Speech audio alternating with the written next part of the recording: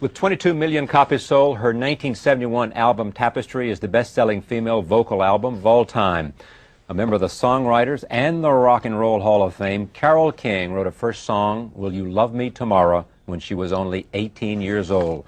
She went on to write hundreds more, not only for herself, but for such artists as Aretha Franklin, the Beatles, Rod Stewart, and Barbra Streisand. She has recently released 2 new albums, Color of Your Dreams, and her first ever live album entitled Carole King in Concert. She's also starring on Broadway in Blood Brothers. Welcome. Thank you. Tell me about Blood Brothers. How does it feel to be on Broadway? On Broadway. On Broadway? It feels great. Yeah. I grew up in New York, and I went to Broadway shows as a child, and I loved them, and I never dreamed that I would be starring in one, and it's a thrill. Yeah. I mean, it's how did it come to be? The show was already running. Yeah, how did it come to be for you? And they came to me when Petula Clark was leaving as Mrs. Johnston, and said, would you like to play Mrs. Johnston? And it was out of the blue. And how long did it take you to say yes? Actually, I went to see the show, and it was after seeing the show that I said, I'm in. I mean, how is it different for you? I mean, what do you find sort of magnetic and wonderful and surprising about it? Working with other actors, working as part of an ensemble, working in the acting world, which I've done work in the past, but my fame and the bulk of my life has been in music. Yeah. You have, I mean, there's so much to talk about, but I want to get to this, but will it change something for you? Will it change the way you think about the future other than as a songwriter performer? I'm sure it will. I love acting. I've done it before, want to do more of it. Me for the moment, because this is a very time-consuming job. It's my first real job in years. 8 shows a week. And go on tour, and do you continue to do performances? Actually, I did a tour last year, and that's what this live album, and there's a video, and there's also, they're showing it on PBS, I think. Yeah, right. Now that you mentioned, here is a clip, actually, before we get away from Blood Brothers. Here it is, Easy Terms from Blood Brothers. Take a look. Great. Living on the never, never, constant as the changing weather, never sure who's at the door, or the price I'll have to pay should we meet again.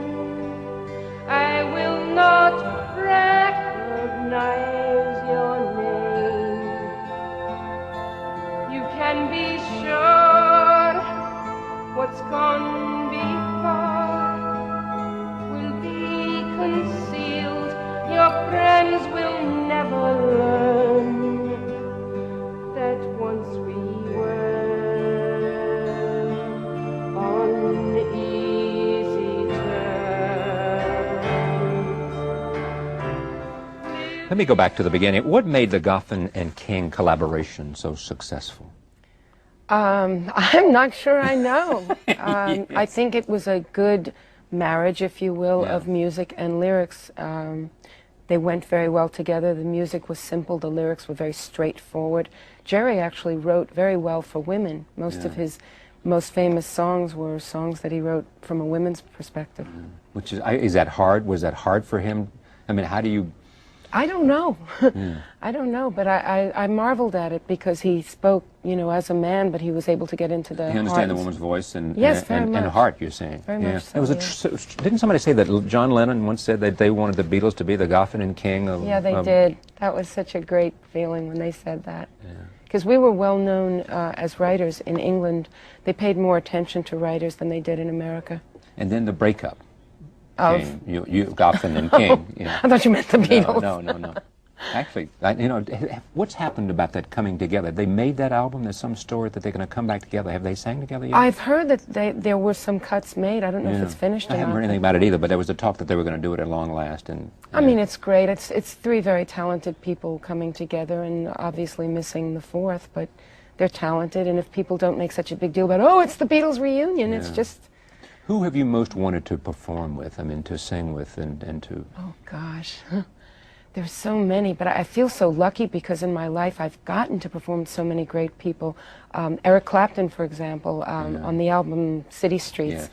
I called, and he said, "Sure, He said, "Sure, I'd love to." And that's kind of been my life, and I feel so fortunate about that. Yeah.